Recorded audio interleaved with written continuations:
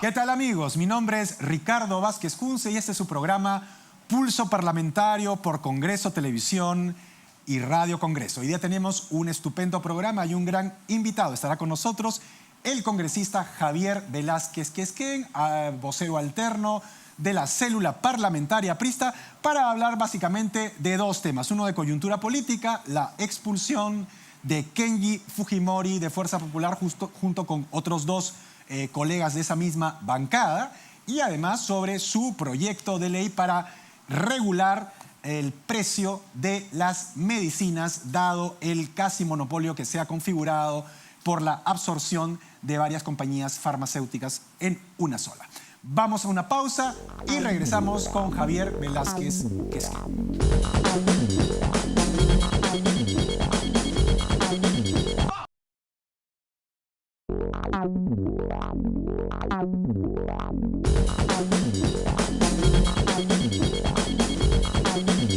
Amigos, regresamos con lo anunciado. Está con nosotros el congresista Javier Velázquez Quesquén. Él es vocero alterno de la célula parlamentaria aprista, al cual le damos la más cordial bienvenida al programa. Congresista, gracias a usted por tener la deferencia de acompañarnos. Hay dos grandes temas esta semana en debate. Uno es de la coyuntura política, que tiene que ver con la expulsión de Fuerza Popular de Kenji Fujimori, y el otro tema es el tema del monopolio de las farmacéuticas. Usted va a proponer un proyecto de ley para la regulación del precio de las medicinas, y sobre esos dos temas vamos a conversar hoy, si le parece. Muchas gracias.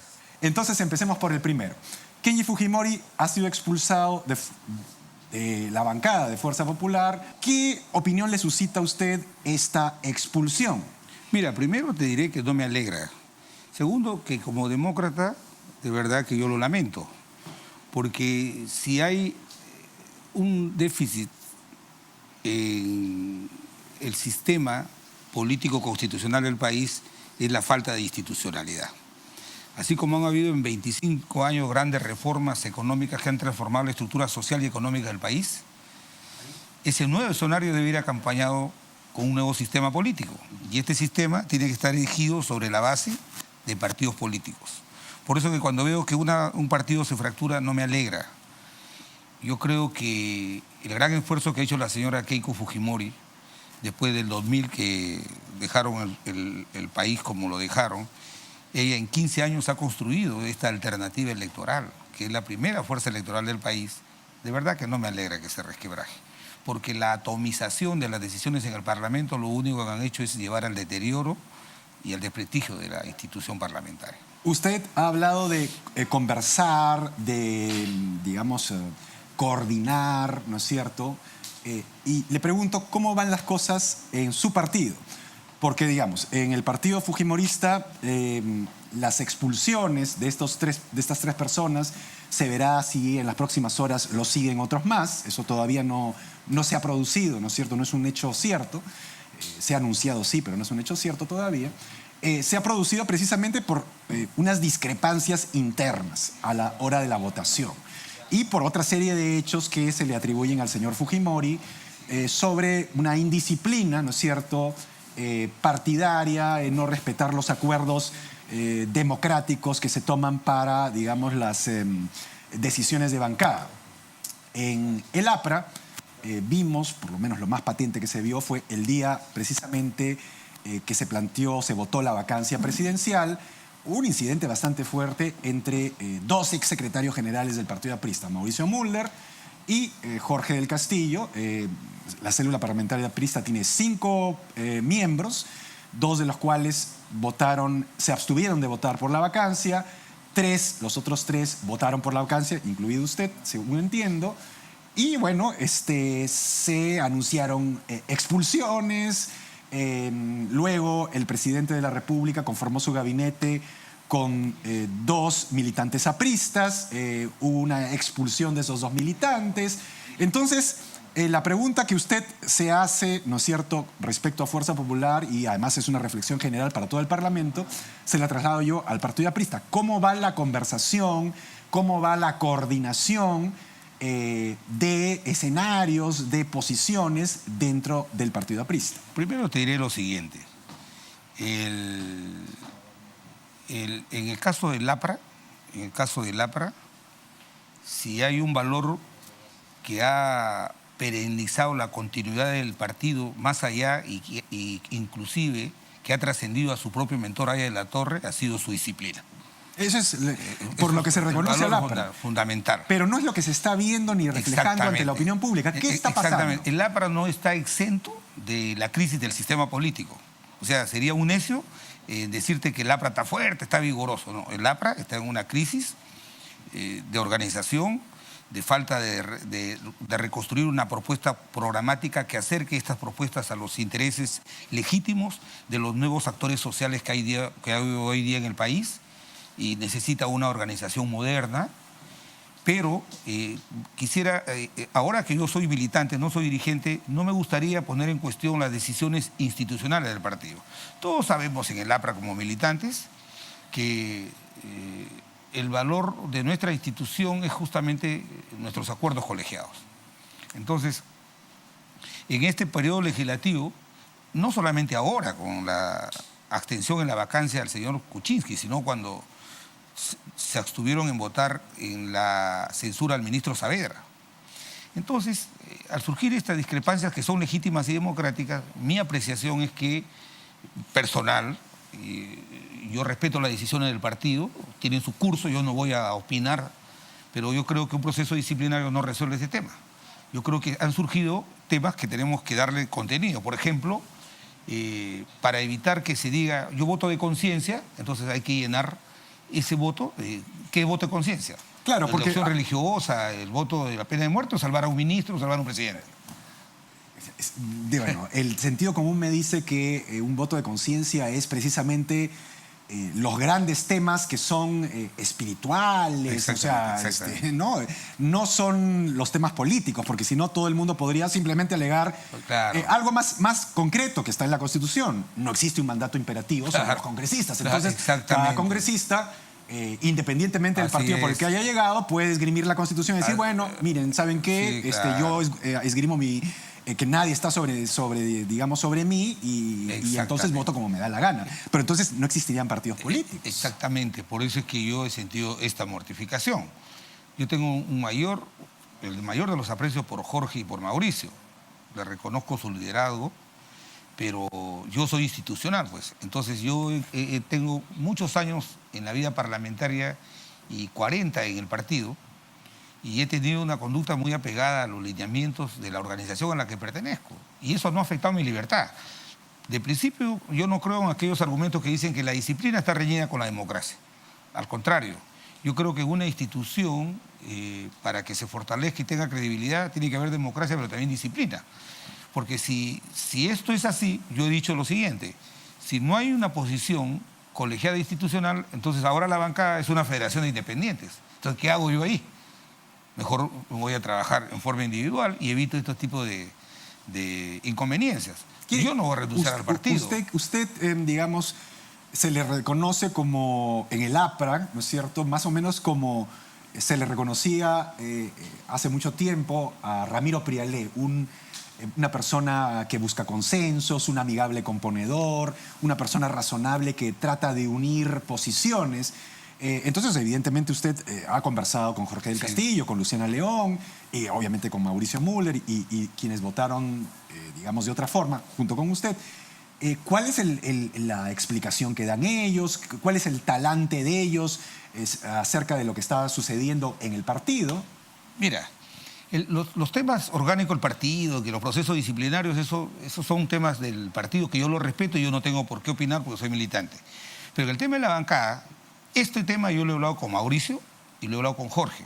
Los dos me han autorizado que yo pueda promover una reunión conjunta de los 5 miembros, porque primero es que hay que sentar una línea de trabajo.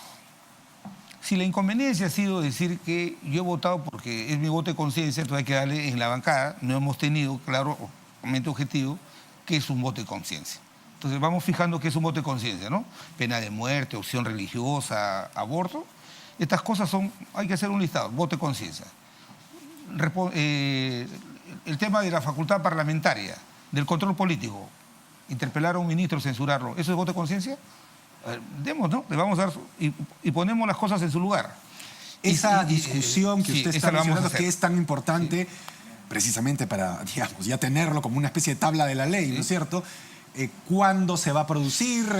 Mira, ¿en qué momento? Digamos, para ya tener una idea. Conversé con ambos y tenían la mayor disposición a que el trabajo parlamentario se unifique y mejore, parlamentario. El tema partidario, repito, relévame de comentar, porque yo respeto a mi partido. Y lo que estamos, por razones que yo viajé, ahora ha viajado Mauricio, pero la semana siguiente debemos reunirnos, los 5, estoy llevando un borrador de trabajo, de lineamientos, de definir qué son votos de conciencia. Y segundo, algo que el país está reclamando de un partido histórico como el LAPRA. Si la bronca de un compañero con otro resuelve el tema de la anemia, resuelve el tema de los medicamentos, entonces todos los días hay que pelear, pues, ¿no? Pero no es así, pues. Entonces hay que resolver este tema. El LAPRA, como partido, por decir, no quiero pecar de soberbia ni vanidad, pero como un partido que tiene historia en el país, que tiene una enorme responsabilidad social, el APRA está obligado en esta circunstancia difícil, en que vemos un gobierno débil, que está en cuidados intensivos, que no le quitan el respirador artificial porque necesitamos que el país sobreviva hasta el 2021, en que tengamos que elegir un nuevo presidente democrático. El APRA tiene una enorme responsabilidad. Entonces, proponerle una agenda al país. ¿Cuál es esa enorme responsabilidad? ¿La podría usted, digamos, enumerar concretamente? Sí, te lo digo en términos gruesos. Primero, tenemos que tener una agenda propositiva. Necesitamos apoyar y reforzar el trabajo del gobierno en lo que debe ser impulsar el crecimiento del país. Si para este año todos el informe que tenemos, tanto en el sector externo como internamente, todos los factores llevan a que la economía crezca más del 4% y que puede crecer un poco más si todos los actores políticos estamos en función a ese objetivo, entonces el APRA tiene una enorme responsabilidad. Apoyar el crecimiento, bajar el ruido político y permitir que si la economía crece medio o un punto más, habrá más empleo. El APRA cree que la mejor herramienta para crear puestos de trabajo no es por ley, no es entregando a través de programas sociales alimentos a la gente, sino generando trabajo. Y el crecimiento genera trabajo. Entonces, mi pregunta es la siguiente. ¿Por qué hace apenas un mes atrás parte del APRA, 3 parlamentarios del APRA, votaron a favor de la vacancia del presidente Kuczynski, cuando uno de los argumentos principales del presidente y además de su grupo, de los que votaron a favor de él, era que precisamente se iba a minar la gobernabilidad del país y evidentemente iba a haber una, digamos, desazón económica, financiera, y se iba a estancar el crecimiento? O sea, ¿qué es lo que ha sucedido Una antes? sencilla razón, pues, es que yo creo que el país en 20 años ha avanzado su institucionalidad. Es como el Ministerio de Economía. Después de 20 años hemos censurado un ministro de Economía y eso ha puesto en peligro el crecimiento de la economía. No, pues. Entonces, creer que una persona puede suplantar una institucionalidad, entonces retiremos de la Constitución la sucesión presidencial, pues. Entonces, ante una grave crisis donde se trató, lo que se dirimió es si el presidente estaba moralmente en condiciones de seguir conduciendo el país. Mi apreciación personal, yo consideraba que no, porque las verdades que no dijo no tienen que ver con decir mintió con una oferta electoral. Generalmente las ofertas electorales... Sino sobre hechos que tienen que ver con una investigación de un hecho de corrupción que ha socavado las estructuras institucionales no solamente del país, sino de América Latina. Entonces, que el presidente no diga la verdad con relación a su participación, en su relación con estos hechos, a mí me parece grave. Y yo creo que el remedio ha sido peor que la enfermedad, porque se rechazó la vacancia. ¿Pero acaso se ha resuelto el tema político? No. Yo creía que sí aplicábamos la vacancia y se daba la sucesión presidencial dentro del marco de la Constitución, si Vizcarra asumía la presidencia y convocaba a un gobierno de unidad nacional para sostener el país hasta el 2021, nada de adelanto de elecciones, sino hasta el 2021, es una salida constitucional. Porque si los que dicen que la posición de los que apoyamos la vacancia era atentar contra la gobernabilidad, tú puedes creer que puede haber una norma en la Constitución que establezca causales de vacancia y la sucesión constitucional. Habría que retirarlo, pues, ¿no? Lo que decían era que había un golpe de Estado en marcha, cosa que era un poco demagógico, ¿no? Por favor. Ya que lo tengo acá, no le puedo dejar de preguntar. ¿Usted cree que la señora presidenta del Consejo de Ministros, por más buena disposición que tenga y que se le vea, ¿no es cierto?, tiene la credibilidad como para llevar a cabo entendimientos con las demás fuerzas políticas después del asunto del indulto al expresidente Fujimori? Porque ella dijo con toda claridad, no hay nada en agenda, no se está negociando nada. Se le vio hablando con los líderes de izquierda, con Marisa Glave, con una serie de personas que al final, al retirarse de la votación y digamos, estos 10 parlamentarios que ahora están en veremos en Fuerza Popular, 3 de los cuales están expulsados, incluido el señor Kenji Fujimori, digamos, le dieron la posibilidad de quedarse al señor Pedro Pablo Kuczynski, jefe del Estado. ¿Usted cree que la primer ministro tiene esa credibilidad para llevar a cabo, digamos, las más elementales conversaciones de unidad nacional con las fuerzas políticas? Mira, la credibilidad de un funcionario público tiene tanta importancia como la habilidad política. Entonces, yo creo que ese es un tema de discusión, si es creíble o no creíble lo que ella le dice al país, pero yo sí creo que ella ha actuado hábilmente, ha actuado políticamente muy hábil. Por ejemplo, cuando solicita las facultades delegadas al Congreso y ve que los escombros que deja el rechazo a la vacancia, no van a permitir. No lo solicita. Me parece un tema de habilidad política. Segundo, el gobierno ha cometido torpezas convocando a técnicos para la gestión del Estado, pero no ha mirado institucionalmente al Parlamento para convocar a un trabajo conjunto, no con fajines, no con cargos públicos, sino con agendas temáticas. Han convocado técnicos apristas, a 2 ministerios precisamente. Exactamente. Además han sido expulsados. Pero esa no era la solución al problema. La solución al problema era buscar un diálogo y un acercamiento al Parlamento en temas que le interesan al país. Y por eso es que creo que cuando ella decide suspender su solicitud de facultades y enviar su proyecto de ley, es un tema de habilidad política. Lo que le falta ahora a ella es poner temas centrales que afectan los derechos de los ciudadanos más por el país en el centro del debate, y el Parlamento va a tener que acompañar. ¿Usted cree que los está poniendo? No. Por ejemplo, en el tema de las medicinas, por ejemplo. Entonces, ¿no? Habilidad política, ahí vamos ahorita. Entonces, habilidad política no se le está viendo mucho. Te digo, yo sí creo que yo soy un demócrata. A mí me ganaron la elección de la vacancia el 22 de diciembre y creo que ya a partir de ahí lo que tenemos que hacer ya no pasó eso. Ahora, ¿cómo podemos ayudar para que crezca la economía, para que haya empleo y para que los peruanos vean que sus instituciones funcionan? Porque si yo me sumerjo en una posición sórdida de seguir atacando y como no tuve los votos sigo socavando, sigo cuestionando, que no te creo, que no tengo duda de todo, entonces la crisis se extiende. Entonces, yo creo que el político tiene que ser responsable. Ya hemos hecho operar una herramienta constitucional, no prosperó, hay que dar la vuelta y compensar. Exactamente, y lo hemos hecho, mira, no ahora. ¿Te acuerdas cuando censuramos a la primera ministra Ana Jara por el tema del chuponeo? A la semana siguiente le dimos la confianza a un enemigo del APRA, al señor Cateriano. Entonces, yo creo que la política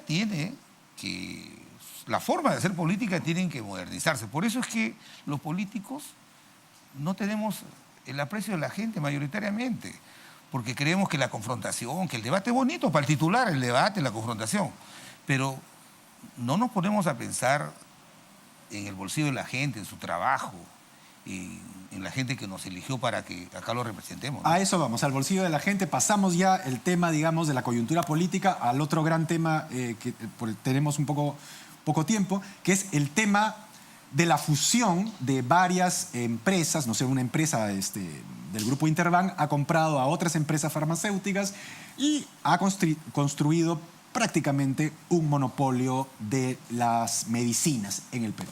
Usted está presentando un proyecto de ley para regular el precio de las medicinas. Entonces, acá hay varios temas que abordar, ¿no? El primero es un tema constitucional, es decir, hacerse la pregunta si nuestra Constitución vigente permite la regulación de alguno de los precios de los productos del mercado. Muchos economistas, políticos y constitucionalistas dicen que eso no es posible, es decir, que la Constitución no permite que se regulen los precios, Sin embargo, usted está proponiendo un proyecto de esa naturaleza, tengo yo inspirado en un esquema brasilero. ¿Cómo va a ser el mecanismo para que esa institución, digamos, diseñada de acuerdo al modelo brasilero, fije los precios de las medicinas? Te quiero decir lo siguiente. No hay que confundir. Yo he hablado de regular, yo no he hablado de fijar.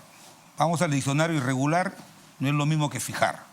¿Cuál es la diferencia? La diferencia es que, te digo lo siguiente, Colombia es una democracia más sólida que la nuestra, ¿cierto? A pesar de la FARC, tiene más de 50 años de democracia. Y nadie puede acusar al gobierno, al modelo económico colombiano, de que es una economía cerrada. Es una economía abierta, liberal. Yo creo en la economía de mercado, yo creo en la competencia. Desde el siglo XVIII en Estados Unidos se dieron leyes para impedir que los monopolios puedan afectar la competencia. Bueno, la persona que los dio fue un republicano, por eso, fue Teodoro Roosevelt. Y te digo lo siguiente, además, ¿por qué? Porque el abuso de la posición económica en el mercado lo que hace es someter la política y la economía. Entonces, pero le pregunto muy simplemente, entonces, ¿por qué, si ese es su diagnóstico, que es tan claro, y que también es el mío, yo lo comparto plenamente con usted, la gente se pregunta, ¿por qué Velázquez Esquén ha ido a ya no la fijación, a la regulación, y no ha ido al meollo del problema, que es la constitución de monopolios? No hay ninguna ley antimonopolio en el Perú. ¿Por qué, si los monopolios son los que concentran, ¿no es cierto?, determinados negocios y hacen que los precios se regulen, entre comillas, al antojo de las empresas en contra de los consumidores, ¿por qué no se legisla contra los monopolios? Se va a hacer. Creo que están trabajando una ley de fusiones, pero eso no va a resolver el tema de los medicamentos. El tema de los medicamentos no es un tema de la fusión de empresas cerveceras, con el respeto que merecen los que consumen cerveza, del arroz, del azúcar, que tienen sustitutos, ¿no? La medicina y los medicamentos tienen que ver con la salud, y la salud está vinculada a la vida y a la integridad de la persona. Cuando a un ciudadano le niegan la posibilidad de acceder a un medicamento porque el que concentró el mercado de la proveeduría del medicamento elevó indebidamente el precio, primero que no lo devuelven, y segundo, que a veces la accesibilidad de ese medicamento hace que la persona perezca, muera y sea irreversible el daño. Entonces yo te quiero decir, un ejemplo voy a mostrar, ¿ya? En Colombia, que es una democracia, ¿cierto? Ahí no hay dictadura. En Colombia, por eso he dicho, voy a presentar un proyecto de ley porque estoy recogiendo experiencia, yo no copio, sino te digo, en Colombia, desde el año 94, hay una comisión conformada, una Comisión Nacional de Precios de Medicamentos, con carácter indelegable. ¿Sabes quién lo preside? El jefe de Estado, tiene su representante. Y ahí establecen criterios. O sea, yo sería un loco, después de haber sido primer ministro, ¿no?, de decir vamos a fijar el precio porque se le antojó al presidente fijarlo. Hay criterios que hoy día se utilizan. Por ejemplo, eso es lo que queremos saber. Criterios, ¿Qué por criterios? Ejemplo, porque muchos liberales dicen, bueno, y se lo van a decir seguramente sí, en los estoy días que preparado vienen. para discutirlo. Muchos liberales dicen, ¿cuál es el criterio de un político o de un, digamos, burócrata o un especialista en materia farmacéutica para decidir qué precio debe costar un medicamento y no que lo decida, digamos, la libre competencia, que no hay porque precisamente hay un monopolio? Porque hay un monopolio. Por eso, pues, pero tú me estás dando la respuesta. Me estás dando la respuesta.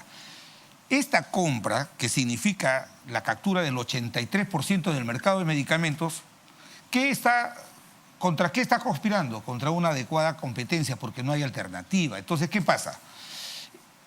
Y aún si no la hubiera, la propuesta que yo estoy haciendo es una propuesta alternativa. El tema de las fusiones, en otros países, por ejemplo, cuando se quiere fusionar una empresa con otra, porque comienzan a crecer, hay límites, ¿cierto? Hay límites previos, o sea, hay una evaluación previa. Pero eso no resuelve el tema de los medicamentos. ¿Por qué?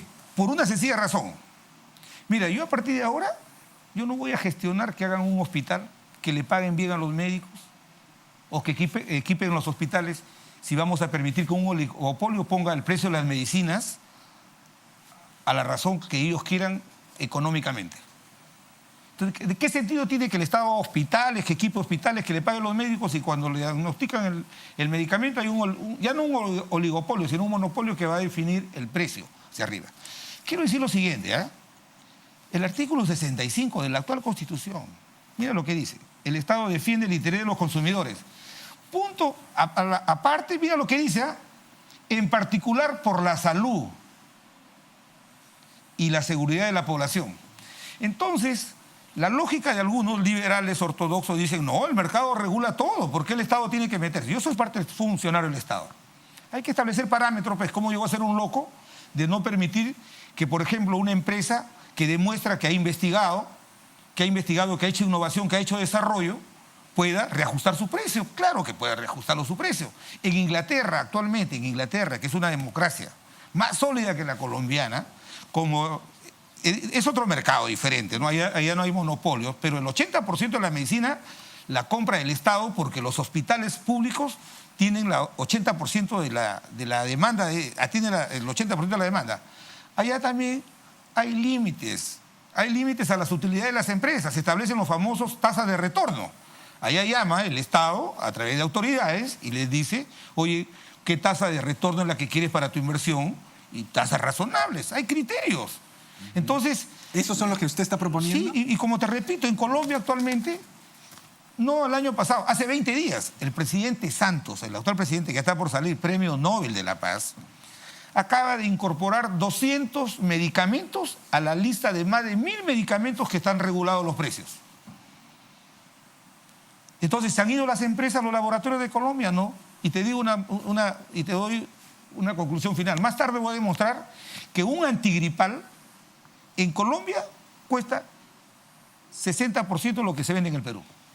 Dios, imagínate, yo estoy con entonces, ¿de qué estamos hablando? Yo no voy a caer en el juego dogmático que la economía... Nada, señor.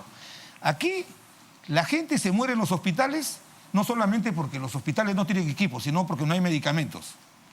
El medicamento es la última ratio de este proceso de la salud de las personas, que a veces es irreversible. Una pregunta final, porque me dicen un minuto, lamentablemente, porque ha sido tan interesante conversar con usted. Usted menciona el caso de la salud, ha leído el punto aparte, etcétera. Alguien podría decirle, bueno, el punto aparte, que se refiere en especial a la salud, indica que, digamos, existen entidades del Estado como Indecopi, etcétera, para regular precisamente cualquier cosa irregular. Pero por lo visto eso no ha dado mucho resultado. La pregunta es, ¿solamente la salud? Porque, digamos, alguien le podría decir, bueno, hoy día regulamos la salud, pero mañana también podemos regular la educación, que es un bien básico y esencial para la población, y mañana la alimentación, todo el mundo necesita comer carne, pollo, huevos, etcétera. Entonces, ese va a analizar el debate. ¿Sabes? No, le pregunto porque le van a hacer esa pregunta. Yo te quiero contestar.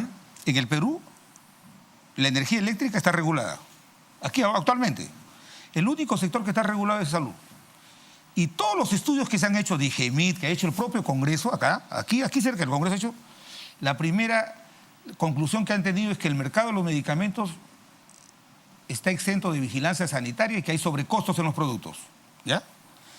Y segundo, y lo que te digo es lo siguiente, no hay que comparar los huevos, pues hay alternativas. Si no hay huevos, como papas. Pero un enfermo que necesita un fármaco para salvar su vida y por razones de que los precios se dispararon injustamente, no accede a él, eso es irreversible. Por eso cuando quieren analizar que queremos regular el precio del arroz, el arroz tiene sustitutos. Bueno, lo que pasa es que en gobiernos anteriores hubo regulación. Yo estoy hablando de regulación, no estoy hablando de fijación. Y te digo, te muestro un país cercano, Colombia, que Colombia está en la Alianza del Pacífico con nosotros, Inglaterra, Brasil. Entonces, en Chile no hay necesidad de esta regulación porque allá hay la ley que controla adecuadamente la competencia en el mercado. La pregunta es, ya nos queda 30 segundos. ¿Por qué no existe esa ley en el Perú? Es decir, esa ley que controla la libre competencia del mercado. Digamos, si esa es la génesis... No es la génesis. La génesis de que compitan y que los precios bajen o suban de acuerdo a lo que la demanda así lo estila. Para mí la ley de fusiones es importante, pero no resuelve el tema de los medicamentos. ¿Sabes por qué? Porque las fusiones son casi una respuesta a los carteles. Cuando hay oligopolios y se juntan 5 o 4 para fijar un precio, concertar un precio indebido, son atrapados por el Estado, entonces pagan altas multas, entonces deciden, mejor te compro, mejor nos juntamos, te compro y nosotros fijamos internamente el precio. Para mí no va a resolver el tema de las fusiones el precio de las medicinas. Yo voy a defender este proyecto y voy a demostrar que no soy estatista, voy a demostrar que sí funciona en otros países y con criterios, regulación, no fijar los precios, regulación, criterios que estén en la ley. Entonces, abramos un debate de discusión, por favor. Es un proyecto de ley. Ok, congresista Javier Velázquez Jequén, ha sido un placer Muchísimas tenerlo gracias. en el programa. Evidentemente, le tomamos la palabra para que el debate se abra. Lamentablemente no hay tiempo para más y conmigo será hasta una siguiente edición de Pulso Parlamentario por Congreso Televisión y Radio Congreso.